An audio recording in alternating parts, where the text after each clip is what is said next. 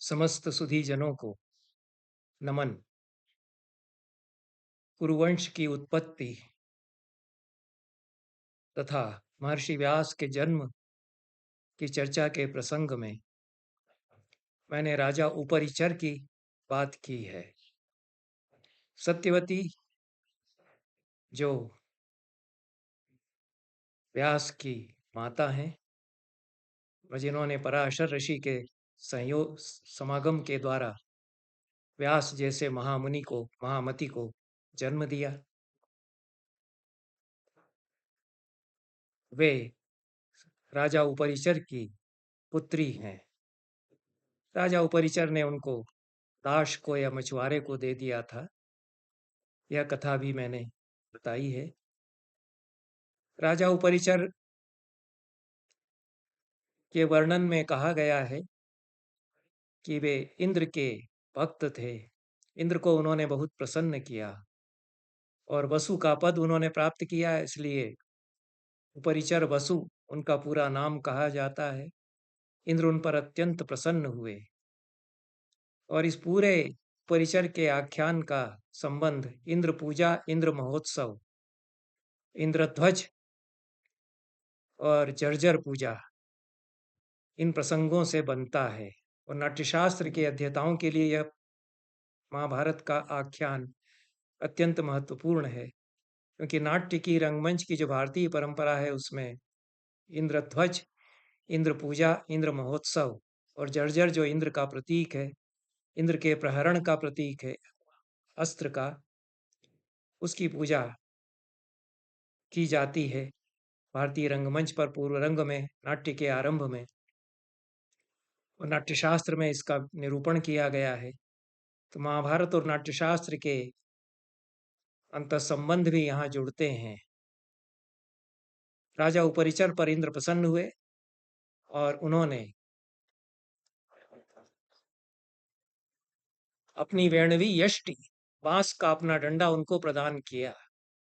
यह प्रसंग कुंभकोणम संस्करण में, आदि पर्व में 64वें अध्याय में, गीता प्रेस गोरखपुर संस्करण में 63वें अध्याय में आदि पर्व में और समीक्षित पाठ संस्करण में 57वें अध्याय में आदि पर्व में आता है।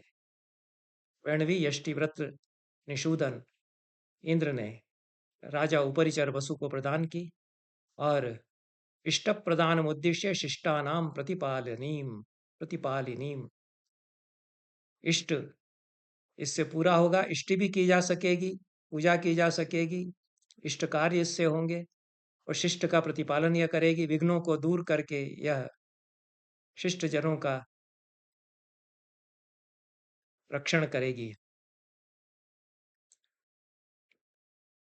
उस वैणवी यष्टि जो शक्र ने इंद्र ने उनको दी थी, उसके माध्यम से शक्र की पूजा कराने के लिए राजा उपरिचर वसु ने उसे जमीन में, भूमि में गड़वाया। तस्या शक्रस्य पूजार्थम भूमौ भूमिपतिस्तदा प्रवेशम कारयामास सर्वोत्सव वरम तदा।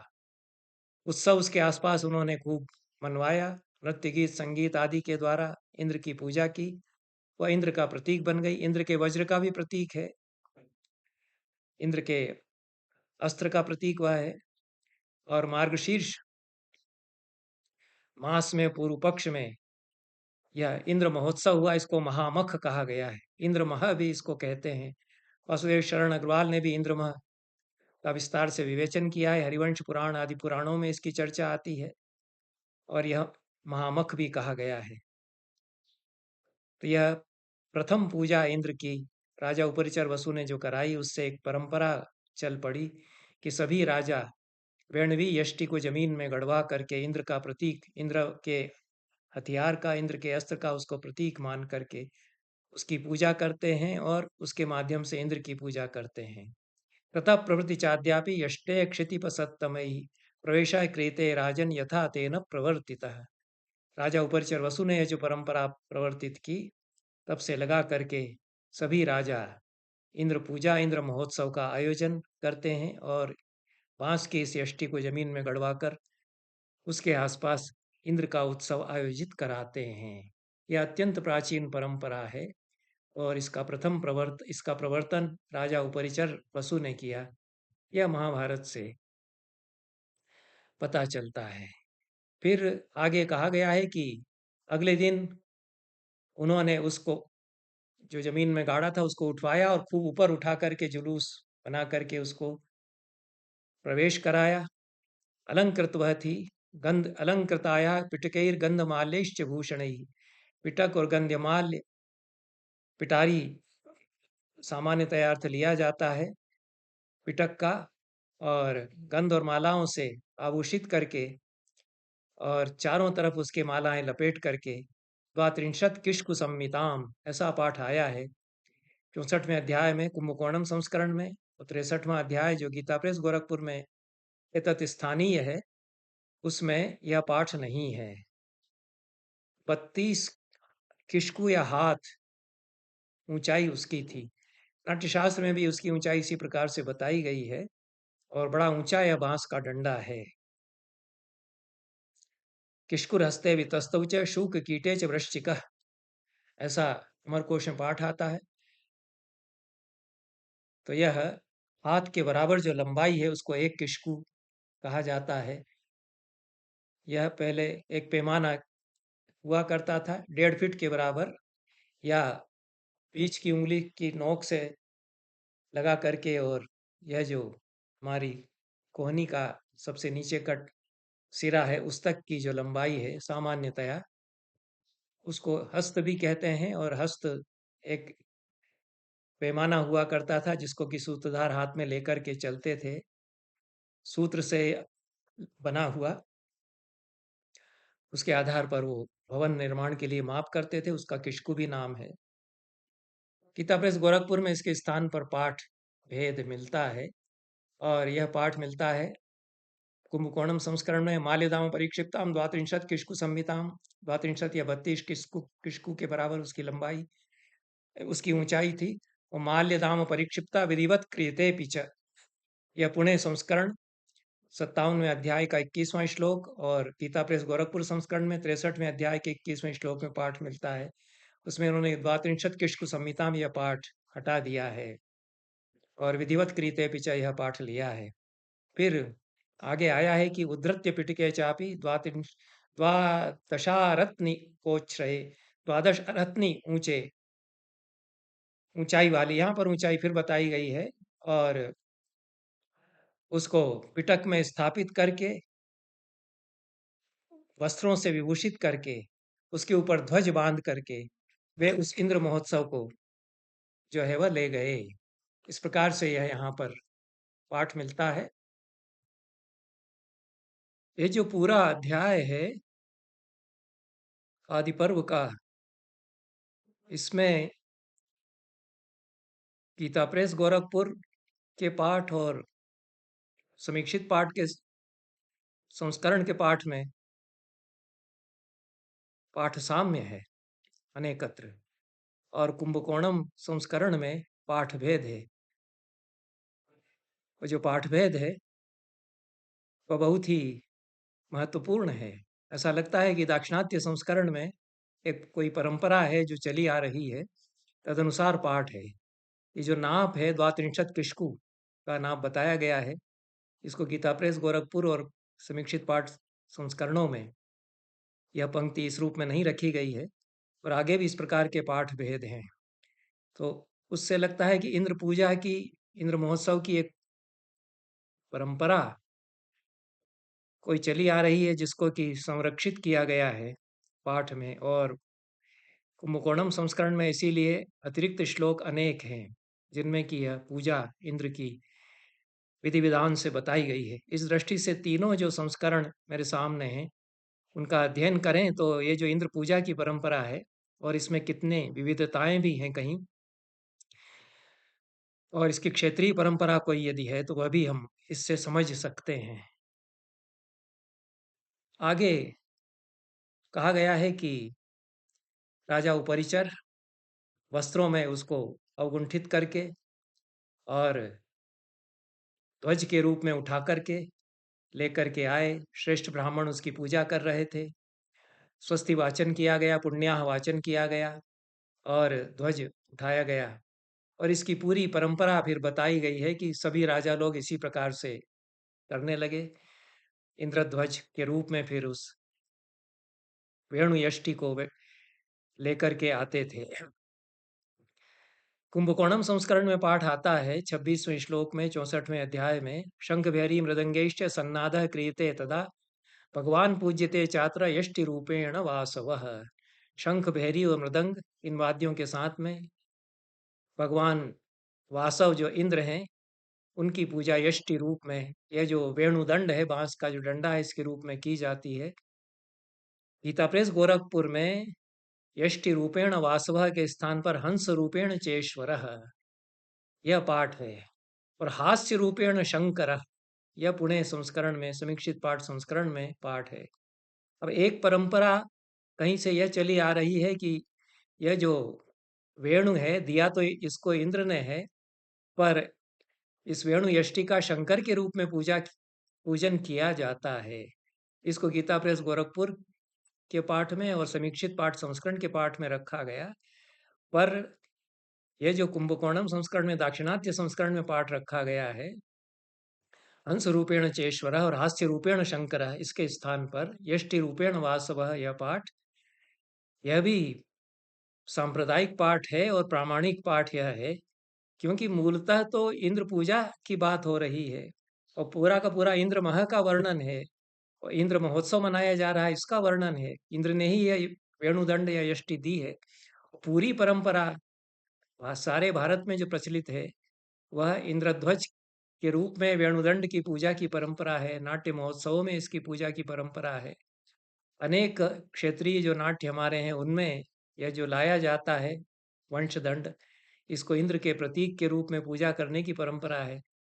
तो इसको भले ही प्राचीन पोथियों में इनको हास्य रूपेण शंकर या पाठ मिल गया हो, लेकिन मूल परंपरा तो यही है कि इंद्र की पूजा वेणुदंड के रूप में की जाती है। इसलिए यहाँ पर कुंभकोणम संस्करण के पाठ बहुत ही महत्वपूर्ण है, क्योंकि यह प्राचीनतम वर्णन इंद्र महोत्सव का, इंद्रध्वज की पूजा का, और जो कि जर्जर के रूप में भी फिर बाद में कहा जाने लगा। नाट्य में, नाट्यशास्त्र की परंपरा में जर्जर के रूप में उसका वर्णन आया कि वह विघ्नों को जर्जर कर देता है। और आगे कहा गया है कि मणिभद्र आदि जो यक्ष हैं देवताओं के साथ उनकी भी पूजा इसके साथ में की जाती है। वसु राजा ने प्रीतिपूर्वक मणिभद्र आदि यक्षों और अन्य देवताओं की पूजा की। यह गीता प्रेस गोरखपुर और पूना के संस्करणों में यह पद्य नहीं है। स्वयमेव गृहीतेन वसो प्रीत्या महात्मनः माणिभद्रादयो यक्षा पूज्यन्ते दैवतैः सह। यह केवल कुंभकोणम संस्करण में यह श्लोक है। और नाना विधानि दानानि दत्वार्थिभ्यः सुरज्जनैः अलंकृत्वा माल्यदामैर्वस्त्रैर्नाना विधैस्तथा। अनेक प्रकार के, अनेक प्रकार से दान अर्थी जनों को, याचकों को दिए। राजा उपरिचर ने माल्य और वस्त्रों से विभूषित किया उस वेणुदंड को। यह श्लोक भी गीता प्रेस गोरखपुर और पूना के संस्करण में नहीं है। और हाथ में जल लेकर के ज्ञातिजन जो बंधु बांधव थे राजा के, वे चल रहे थे और तरह तरह की कथाएं, जो कुछ आख्यान है वे गाए जा रहे थे, कहे जा रहे थे। यह वर्णन, यह भी गीता प्रेस गोरखपुर और पुणे के समीक्षित पाठ संस्करण में, पुणे संस्करण में यह नहीं है। ज्ञातिभिः सजलैः सर्वैः क्रीडित्वा नृपशासनात् सभाजयित्वा राजानं कृत्वा नर्माश्रयाः कथाः। हाथ में जल लिए हुए ज्ञातिजनों ने उस राजा की आज्ञा से राजा का सत्कार करके विविध प्रकार की हास्यपूर्ण कथाएं करते हुए यह इंद्रध्वज की, उस वेणुदंड की इंद्रध्वज के रूप में पूजा की। और फिर परंपरा बताते हैं कि रमन्ते नागरा सर्वै सर्वे तथा जानपदैः सह सूताश्च मागधाश्च सूताश्च मागधाश्चैव रमन्ते नट नर्तकाः। सारे पूर्वासी जन, नगर के लोग आनंदित होते हैं जनपद के लोगों के साथ में। सूत मागध और नट नर्तक रमण करते हैं, तरह तरह की क्रीड़ाएं करते हैं, अपने प्रदर्शन करते हैं। इस अवसर पर यह परंपरा है। रीत्या तु न प्रशार्दूल सर्वे चक्रुर महोत्सवम। सारे लोगों ने वहां पर महोत्सव किया। जब राजा उपरिचर लेकर के आए और यह परंपरा चल पड़ी, सारी रानियां उसमें उपस्थित थीं, अमात्य उसमें राजा उपरिचर के उपस्थित थे, और चेदी देश के राजा उपरिचर वसु ने इस प्रकार से उत्सव किया और पत्नियों सहित आनंदित हुए। ये श्लोक गीता प्रेस गोरखपुर के संस्करण में नहीं है, जो पूरी परंपरा को बताते हैं। आगे फिर कहा गया है, एताम पूजा महेंद्रस्तु दृष्ट्वा वसु कृताम शुभाम हरिभिर्वाजिभिर्युक्तम अंतरिक्षगतम रथम आस्थाय सह शच्या च व्रतो यप्सरसाम गणैः। ऊपर से इंद्र ने देखा, राजा उपरिचर वसु के द्वारा उनकी पूजा उनके द्वारा दी गई यष्टि के रूप में की जा रही थी। अपने रथ पर आसीन होकर के अंतरिक्ष से उन्होंने देखा, प्रची के साथ और अप्सराओं के साथ में, और फिर वे नीचे उतर करके आए और प्रसन्न होकर के उन्होंने कहा। किंचित पाठभेद यहाँ पर है और विशेष अंतर उससे नहीं आता है। इंद्र के वचन फिर आते हैं, ये सभी संस्करणों में है। इंद्र कहते हैं, ये पूजयिष्यन्ति च मुदा यथा चेदि पतिर्नृपः कारयिष्यन्ति च मुदा यथा चेदि पतिर्नृपः तेषां श्रीर्विजयश्चैव स राष्ट्राणाम भविष्यति। जो पूजा करेंगे मेरी प्रसन्न होकर के, जिस तरह से कि चेदी देश के राजा उपरिचर वसु ने की है, जो इस इंद्रोत्सव को मनाएंगे जिस तरह से कि राजा चेदीपति उपरिचर वसु ने मनाया है, उनकी श्री संपत्ति सारे राष्ट्र की होगी। तथा स्फीतो जनपदो मुदितश्च भविष्यति, स्फीत विशाल जनपद उनका सदैव प्रसन्न रहेगा। राक्षसों और पिशाचों की बाधाएं उनको नहीं होंगी। इतनी कथा बता करके वैशंपायन कहते हैं, एवं महात्मना तेन महेंद्रेण नराधिप वसु प्रीत्या भगवता महाराजो अभिसत्कृतः। यह श्लोक भी गीता प्रेस गोरखपुर तथा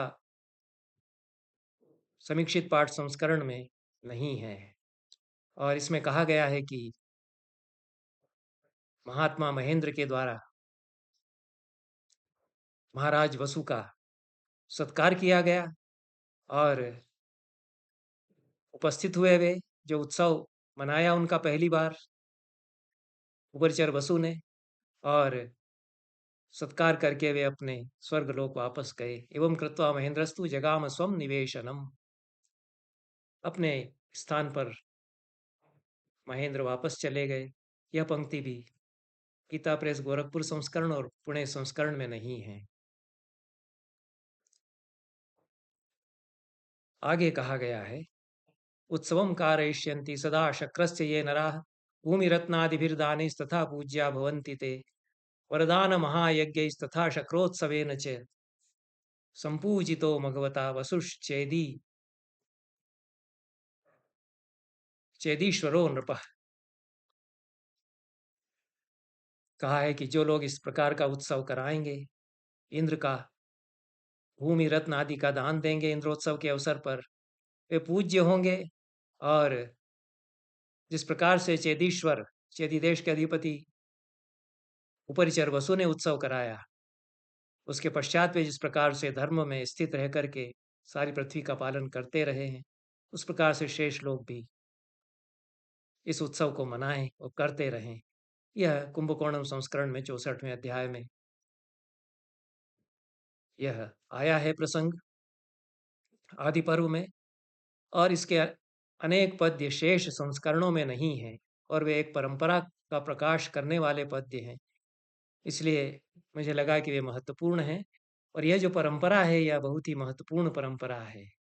यद्यपि बाद में कहीं कहीं यह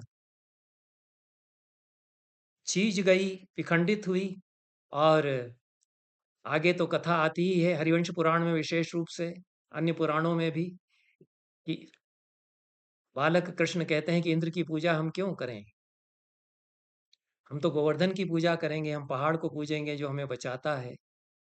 तो उन्होंने गोवर्धन पूजा का प्रतिपादन किया। इंद्र उनसे कुपित हो गए, उन्होंने भयंकर वृष्टि की वहां पर वृंदावन में। उसमें फिर गोवर्धन ने ही रक्षा की, पहाड़ बचाता है यह संदेश उस कथा के द्वारा श्री कृष्ण देते हैं। प्रकृति में ईश्वर है, उसको हम पहचाने यह वे देते हैं संदेश। पर ये इंद्र पूजा की जो परंपरा थी, यह उससे प्राचीन परंपरा है और यह चली आ रही है। इसको चूंकि इंद्र ने कलाकारों को, नट नर्तकों को बचाया, इसलिए उनकी पूजा की जाती है। नाट्यशास्त्र में इंद्र का महात्म्य इस दृष्टि से बहुत बताया गया है। और आर्य जाति के भीतर, आर्य समाज में जिस प्रकार से इंद्र की परिकल्पना थी, वह सदैव अभिनय कलाओं से संबंधित रही, नाट्य नृत्य संगीत से जुड़ी रही, क्योंकि इंद्र स्वयं नृत्य संगीत के प्रवर्तक कहे गए हैं, नर्तक वे कहे गए हैं। और इंद्र की विजय के उपलक्ष्य में नाट्य किया गया है, नाट्य शास्त्र बताता है। इंद्र मह या इंद्रोत्सव के अवसर पर नाट्य किए जाएं, यह परंपरा चली आ रही है। भरत मुनि ने जब अपना पहला नाटक तैयार किया, समुद्र मंथन समवकार, तो ब्रह्मा ने उनको आदेश दिया कि महानयम उत्सव शक्रस्य प्रवर्तते, यह जो इंद्र का उत्सव चल रहा है, आरंभ होने वाला है, इस पर तुम अपना नाटक कराओ। और देवता सभी प्रसन्न हुए।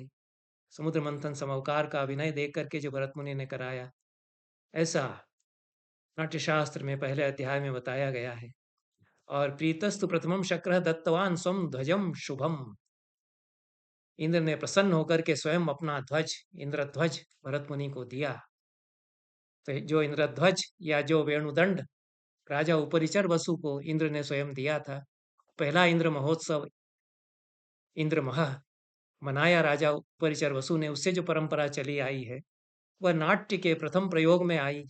और नाट्य में भी यह होगा, इंद्र की पूजा होगी, उस वेणुदंड के रूप में यह परंपरा आरंभ हुई। तो यह प्रथम प्रयोग में विघ्न किया फिर असुरों ने, दैत्यों ने, और उन्होंने आक्रमण करके सूतधार पर हमला किया। सूतधार बेहोश होकर के गिर पड़ा। यह नाट्यशास्त्र में कथा आती है। तब इंद्र देखते हैं ऊपर से कि किसने यह विघ्न किया है, और वे अपना अस्त्र लेकर के प्रहार करते हैं असुरों पर, असुर भाग जाते हैं। तो उस जिससे उन्होंने जर्जर कर दिया विघ्नों को, जिस शस्त्र को हाथ में लेकर के, उसको फिर जर्जर कहा गया। और देवताओं ने इंद्र की प्रशंसा करते हुए कहा कि आपने यह बड़ा ही दिव्य आयुध प्राप्त किया और इसका प्रयोग किया समय पर। असुरों के साथ सारे विघ्नों को आपने इसके द्वारा जर्जर कर दिया, इसलिए यह जर्जर नाम से प्रसिद्ध होगा। और जो लोग नाट्य प्रयोग में विघ्न करेंगे, उनको यह जर्जर करेगा। इसलिए जर्जर पूजा की परंपरा पूर्व रंग के साथ चल पड़ी नाट्य में। और यह पूरे देश में जो हमारे पारंपरिक नाट्य हैं, उनमें अनेक नाट्य रूपों में चली आ रही है। जो संस्कृत नाट्य परंपरा है, उसमें यह होती ही है। लेकिन मणिपुर में, आसाम में लाई हरौबा, बारे छहरिया भावना, ये जो पारंपरिक नृत्य नाट्य वहाँ के हैं, उनमें वेणुदंड लेकर के जाते हैं जल के किनारे तक, सरोवर के किनारे तक, फिर उसको लेकर के आते हैं, स्थापना करते हैं। ये परंपराएं हैं, दक्षिण में परंपरा है, सारे भारत में यह परंपरा चली आ रही है। और नृत्य और नाट्य से विशेष रूप से यह परंपरा जुड़ी। और जो उपरिचर वसु ने जिस प्रकार से वस्त्र बांधे थे, उसकी परंपरा का परिष्कार करके फिर उसमें 5 पर्व होंगे, यह नाट्यशास्त्र में व्यवस्था की गई। 5 पर्वों पर जो सबसे ऊंचा पर्व है, ऊपर जो पर्व है शिरप पर्व, उसमें सफेद वस्त्र की पट्टी बांधी जाएगी। जो रौद्र पर्व दूसरा पर्व है, गांठें जो बांस के डंडे में है, उनको पर्व कहते हैं। पहला जो शिरप पर्व है, उसमें सफेद वस्त्र बांधा जाएगा। रौद्र पर्व जो दूसरा पर्व है, उसमें नील वस्त्र। जो विष्णु पर्व है, उसमें पीला, जो तीसरी गांठ है। और स्कंद पर्व जो चौथी गांठ है, चौथा पर्व है, उसमें लाल वस्त्र स्कंद के नाम पर। और मृड पर्व जो शंकर के नाम पर सबसे नीचे है, उसमें रंग बिरंगा वस्त्र लपेटा जाए। ऐसी व्यवस्था नाट्यशास्त्र में फिर भरत मुनि ने दी। ये 5 पर्वों पर 5 देवता इसमें विराजमान हैं। सबसे ऊपर ब्रह्मा, फिर रुद्र, फिर विष्णु, फिर स्कंद और शंकर। इस प्रकार से 5 पर्व या 5 गांठ वाला यह होना चाहिए। उसका माप और कहाँ से अच्छी तरह से चुन करके लाया जाए, इसके संबंध में भरत मुनि ने नाट्यशास्त्र में निर्देश दिए हैं। उसकी पूजा कैसे की जाए, जर्जर पूजा, इसके श्लोक नाट्यशास्त्र में आते हैं। जर्जर पूजा करते हुए, जर्जर को संबोधित करते हुए कहा जाता है कि देवताओं ने आपकी सृष्टि की है विघ्नों को दूर करने के लिए। आप वज्र हैं, वज्र के समान हैं। आपके सबसे ऊँचे पर्व को ब्रह्मा बचाते रहें, दूसरे पर्व को हर बचाएँ, तीसरे पर्व को जनार्दन विष्णु बचाएँ और चौथा पर्व उसको स्कंद कार्तिकेय बचाएँ और पाँचवाँ पर्व वासुकी उस रक्षा उसकी करें। आप सारे देवताओं के लिए नियुक्त किए गए, देवताओं के द्वारा देवताओं के लिए नियुक्त किए गए हैं, सबके लिए मंगलकारी आप हों। ये श्लोक पढ़े जाते हैं, नाट्यशास्त्र में प्रसिद्ध हैं और सबका अभ्युदय आप करें। इन श्लोकों के पाठ के साथ जर्जर को संबोधित करते हुए जर्जर पूजा की जाती है। यह परंपरा जो महाभारत में सबसे पहले आई, राजा उपरिचर वसु ने इसका प्रवर्तन किया। यह पूरी नाट्य परंपराओं में संक्रांत हुई और पुष्य नक्षत्र में श्वेत स्वच्छ भूमि में उत्पन्न हुए वेणु को जर्जर के लिए चुनना चाहिए और 108 अंगुल ऊंचाई इसकी हो और 5 पर्व वाला यह हो, 4 ग्रंथियां या गांठें इसमें हों और जिसमें शाखाएं निकलने लग गई हों, कीड़े लग गए हों, ऐसा बांस न ले, सीधा बांस चिकना लेना चाहिए और इसको धूप माल्य से अलंकृत करके शहद घी और सरसों से लिप्त करके और इसको पूजन करके फिर लाना चाहिए। ऐसा निर्देश नाट्यशास्त्र में भरत मुनि देते हैं और यह इंद्र के प्रतीक के रूप में इसकी पूजा की जाती है। यह न केवल भारत के नाट्य रूपों में यह परंपरा चली, बल्कि भारत के बाहर जो नाट्य गया भारत से, उनमें भी किसी न किसी रूप में जर्जर बना रहा है। श्रीलंका में जो नाट्य हमारे यहाँ से ही गया, वहाँ पर केंडी नृत्य उसको कहते हैं और कोहम्बा वहाँ का अनुष्ठान है। उसमें भी इंद्रदेव इसके जनक माने जाते हैं। तिब्बत की तरफ भी नाट्य जो गए, तो उनमें ये परंपराएँ पहुँची हैं और उनमें भी ये वेणुदंड की स्थापना, यह और इंद्र से संबंध उसका, ये परंपराएँ बनी हुई हैं। इस प्रकार से महाभारत से एक नाट्यशास्त्रीय जो प्रस्थान है इंद्र पूजा का, उस पर प्रकाश पड़ता है और यह एक महत्वपूर्ण अनुष्ठान भी जर्जर पूजा का रहा है, जो कि प्रथम पूजा इंद्र की राजा उपरिचर ने जैसे की थी, उससे इसका प्रवर्तन हुआ और इसमें जो क्षेत्रीय विविधताएं हैं, उनको भी हम 3 संस्करणों में जो पाठ भेद हैं, उनके द्वारा जान सकते हैं। यह अध्ययन अनुसंधान के लिए महाभारत नाट्यशास्त्र की परंपराओं के अध्ययन के लिए भी कितनी महत्वपूर्ण सामग्री प्रदान करता है, ये हम इस प्रसंग से जानते हैं। बहुत बहुत धन्यवाद सभी को। नमस्कार।